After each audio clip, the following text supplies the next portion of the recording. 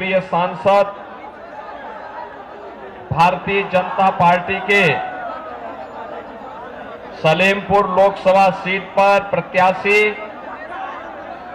श्री रविंद्र कुशवाहा जी, प्रदेश सरकार की मंत्री श्रीमती विजय लक्ष्मी गौतम जी, लोकप्रिय विधायक श्री सभा कुंवर जी, जिला पंचायत अध्यक्ष श्री गिरीश चंद तिवारी जी, लोकसभा के संयोजक विनोद शंकर दुबे जी, वरिष्ठ नेता राजकुमार शाही जी, अजय उपाध्याय जी, कुंज बिहारी सिंह जी, जयनाथ सिंह जी, जयनाथ कुशवाहा जी, राघवेंद्र वीर विक्रम सिंह जी, दिलीप सिंह बघेल जी, भानु प्रताप सिंह जी, धर्मेंद्र सिंह बघेल जी और भारतीय जनता पार्टी और एनडीए के हमारे सभी पदाधिकारीगण भारी संख्या में सलेमपुर संसदीय सीट पर कमल खिलाने के लिए उत्साह और उमंग से आए हुए मेरे भाटपार रानी क्षेत्र से जुड़े हुए सभी बहनों और भाइयों, देवरा बाबा की इस पावन धरा को, जिसे बाबा राघवदास जी ने अपने क्रांतिकारी अभियान के साथ आगे बढ़ाने का कार्य किया था, इस पावन धरा को मैं कोटि कोटि नमन करता हूं। बहनों और भाइयों, मैं आप सबका हृदय से स्वागत करता हूं, अभिनंदन करता हूं। इतनी भीषण गर्मी, टेम्परेचर प्रदेश के कुछ जिलों में 48 तक पहुंच गया है और यहां पर चुनाव की गर्मी पहले से थी और प्रकृति की गर्मी भी बाहर ये दिख रही है, लेकिन आपका उत्साह हमको आनंदित करता है। और बहनों और भाइयों, मैं तो भाटपार वासियों को इस बात के लिए आश्वासन देने के लिए आया हूं कि आप भाजपा के लिए जो पसीना बहा रहे हैं, भाजपा की डबल इंजन सरकार इसके लिए आपका विकास करवा करके, आपका सम्मान बढ़ा करके इस कर्ज को चुकाने का काम करेंगे। बहनों और भाइयों, आज आप देख रहे होंगे पूरे देश के अंदर लोकसभा चुनाव चल रहे हैं। 6 चरण संपन्न हो गए हैं, 7वें चरण और अंतिम चरण में हम लोगों को मतदान करना है। बहनों और भाइयों, पूरे देश के अंदर एक ही नारा है, एक ही स्वर गूंज रहा है और वह है कि फिर एक बार और अब की बार 400 पार। 400 पार के नारे से ही सपा, बसपा और कांग्रेस को चक्कर आने लगता है, क्योंकि इनको तो इतनी सीटों पर चुनाव लड़ने के लिए प्रत्याशी ही नहीं मिले। उनके पास तो प्रत्याशी ही नहीं है और इसीलिए कह रहे हैं कैसे होगा, तो जनता जनार्दन ही उन्हें जवाब दे देती है। जनता जनार्दन कहती है, जो राम को लाए हैं हम उनको, जो राम को लाए हैं, और 2024 में फिर से कमल खिलाएंगे। मोदी जी फिर से प्रधानमंत्री। बहनों और भाइयों, यह आवाज जनता का स्नेह और प्यार मोदी जी के प्रति, और मोदी जी ने इसके लिए 10 वर्ष अहर्निश प्रयास किया। तपस्या की, कार्य किया, दिन रात बिना रुके, बिना झुके, बिना डिगे, देश के सम्मान को बढ़ाने का हो, देश की सुरक्षा का मुद्दा हो, देश के अंदर विकास के बड़े बड़े कार्य हो, या गरीब कल्याणकारी योजनाओं के माध्यम से प्रत्येक गरीब के चेहरे पर खुशहाली लाने का कार्य। आज आप देखते होंगे, पहले आतंकी घटना घटित होती थी और आतंकी घटनाएं घटित होने के बाद जब हम कांग्रेस और समाजवादी पार्टी सरकार से कहते थे कि आतंकवादियों से निपटो, तो ये कहते थे आतंकवादी तो सीमा पार के हैं। बहनों और भाइयों, आज तो मोदी जी के नेतृत्व में आतंकवाद समाप्त, नक्सलवाद समाप्त। अब तो पटाखा भी जोर से फट जाए ना तो पाकिस्तान को सफाई देनी पड़ती है, कहने लगता है तेरे साथ मैंने नहीं किया है। बहनों और भाइयों, ये तब है क्योंकि आपका एक वोट मोदी जी को मजबूती करता है और मोदी जी फिर देश को मजबूत करके दुनिया के अंदर भारत की ताकत का एहसास कराते हैं। एक तरफ मोदी जी के नेतृत्व में भारत दुनिया के अंदर सम्मान प्राप्त कर रहा है, सुरक्षित हो रहा है, और दूसरी तरफ विकास के बड़े बड़े कार्य।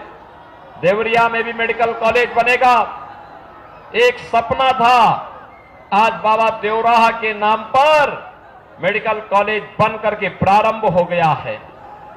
बहनों और भाइयों, पहले एम्स के लिए दिल्ली जाना होता था, आज गोरखपुर में एम्स की स्थापना हो गई है। पहले पानी के लिए सीजन में तरसना होता था, आज तो बहनों और भाइयों हर घर नल की योजना क्रियान्वित हो रही है। पहले इंसेफ्लाइटिस से मरीजों, नवजात बच्चों की मौतें होती थी, आज हमने जैसे माफिया समाप्त किए वैसे ही इंसेफ्लाइटिस की 9 की बीमारी को पूरी तरह समाप्त करके यहां के मासूमों को बचाने का काम भी किया है। बड़े बड़े कार्य हो रहे हैं, हाईवे बन रहे हैं, 2 लेन, 4 लेन, 6 लेन, 12 लेन के हाईवे, वंदे भारत, अमृत भारत और नमो भारत के नाम पे ट्रेन चल रही है। विकास के बड़े बड़े कार्य नए भारत की पहचान बन रहे हैं। और गरीबों के लिए याद करिए, ये समाजवादी पार्टी की सरकार थी, समाजवादी पार्टी की सरकार थी, गरीब भूख से मरता था,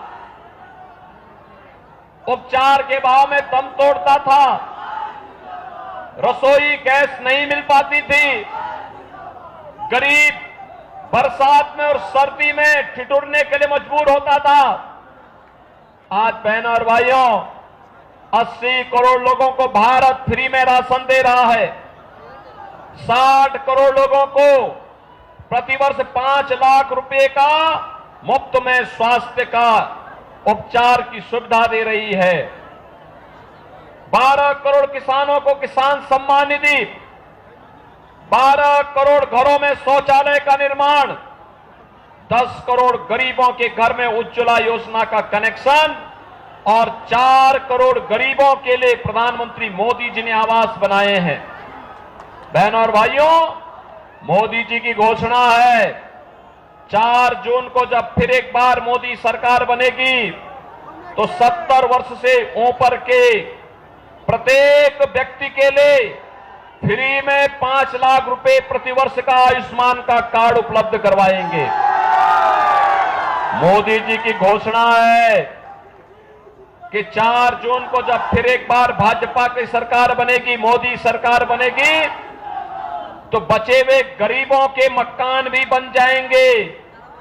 मोदी जी ने कहा है भारत में विरासत भी रहेगी, भारत में विकास भी होगा, और उसी का परिणाम है अयोध्या में रामलला का भव्य मंदिर का निर्माण भी हो गया है।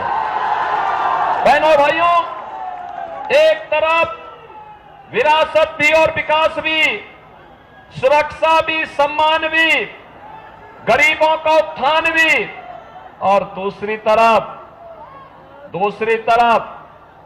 समाजवादी पार्टी और कांग्रेस का गठबंधन है। आप देख रहे होंगे ये माफियाओं के सरपरस्त हैं, अपराधियों को गले का हार बनाते हैं। कोई भी माफिया हो, खनन माफिया, भू माफिया, पशु माफिया, ये सभी माफिया समाजवादी पार्टी से जुड़े हुए हैं। और बहनों और भाइयों, इनके समय में दंगे होते थे। याद करिए इसी भाटपार में कैसे दंगा करके निर्दोष हिंदुओं को बंद कर दिया था। हिंदुओं की झोपड़ियां जलाई गई थी। तब मैं सांसद था, मैं आया था यहां पे, मैंने जेल से छुड़ाने का काम किया था उन लोगों को। हमने कहा ये नहीं होने पाएगा, और अगर कोई निर्दोष हिंदुओं को छेड़ेगा तो फिर बड़ा आंदोलन होगा। और बहनों और भाइयों, आज आप देखते होंगे, आपने 7 वर्ष में यूपी में कहीं दंगों का नाम सुना है क्या? आज यूपी में दंगा नहीं होता है। नो कर्फ्यू नो दंगा, क्योंकि यूपी में है सब चंगा। अब यूपी तो पूरी तरह सुरक्षित है। पर्व और त्योहार मनाए जा रहे हैं। अयोध्या में आप जाएंगे तो आपको अयोध्या ऐसे लगेगी जैसे प्रभु राम लला की समय की अयोध्या फिर से आ गई है। भव्य अयोध्या, दिव्य अयोध्या के दर्शन होंगे। बहनों और भाइयों, एक तरफ भारतीय जनता पार्टी इसके लिए कार्य कर रही है, और दूसरी तरफ ये समाजवादी पार्टी और कांग्रेस के लोग क्या कह रहे हैं? ये कह रहे हैं कि अगर सत्ता में आए, ये कहते हैं सत्ता में आएंगे तो पर्सनल लॉ लागू करेंगे। पर्सनल लॉ का मतलब जानते हैं आप? पर्सनल लॉ का मतलब तालिबानी शासन। तालिबानी शासन का मतलब, तालिबानी शासन का मतलब बेटी स्कूल नहीं जा सकती, महिलाएं ऑफिस और बाजार नहीं जा पाएंगी।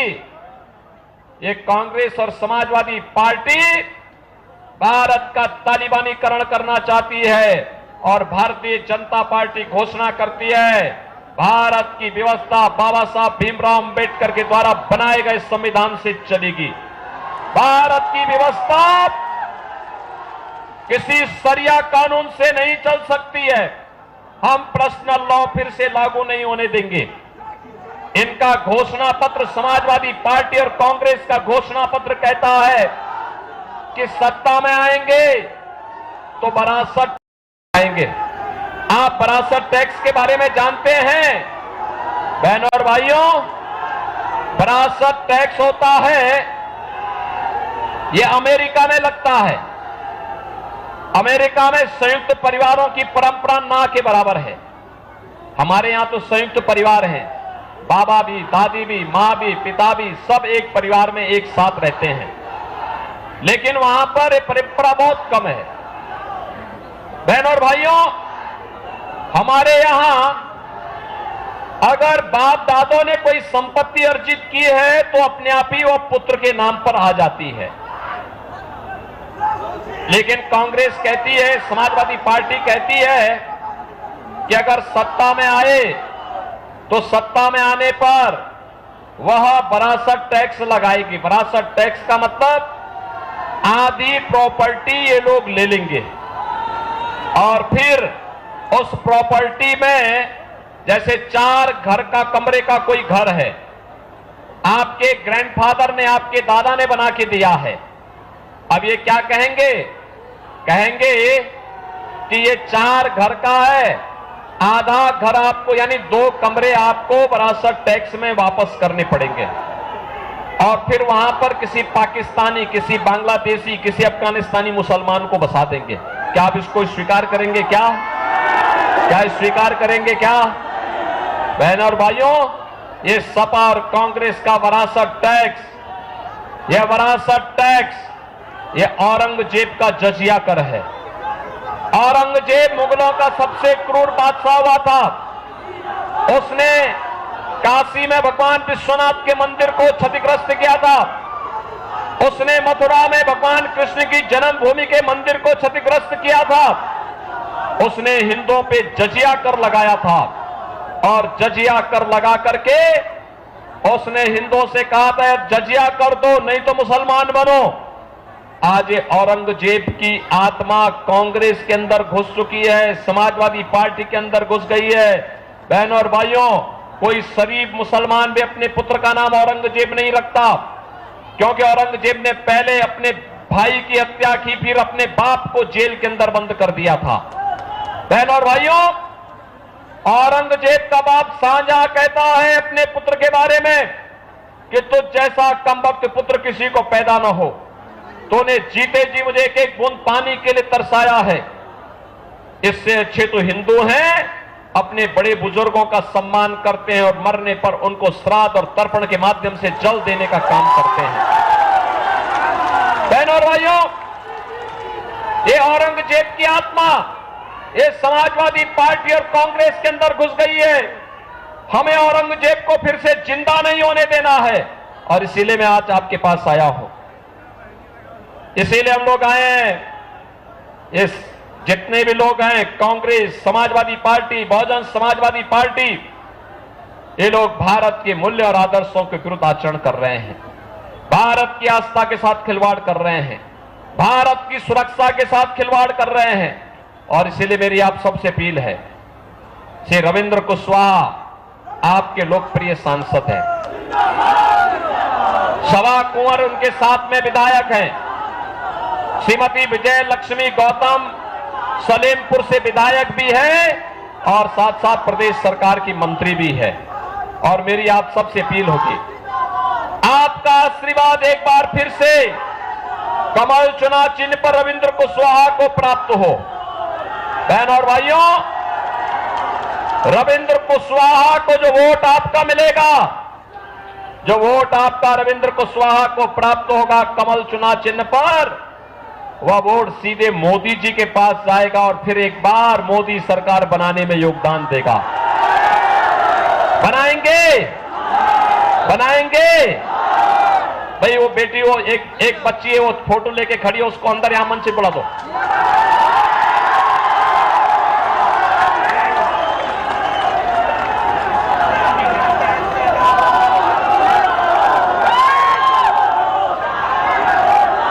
बनाएंगे। रविंद्र कुशवाहा चुनाव जीत के जाएंगे। कल और परसों 2 दिन का समय है, ये 2 दिन का समय देश के लिए देंगे। इसके लिए आपको 25-25 घर जाना होगा। जाएंगे, जाएंगे। दोनों हाथ ला करके मेरे साथ बोलेंगे फिर, भारत माता की, भारत माता की। और उन 50 घरों के सभी मतदाताओं को 1 जून को मतदान कराना है, कमल चुनाव चिन्ह पर कराएंगे। तो फिर मेरे साथ बोलेंगे, जय श्री राम, जय जय श्री राम, जय जय श्री राम।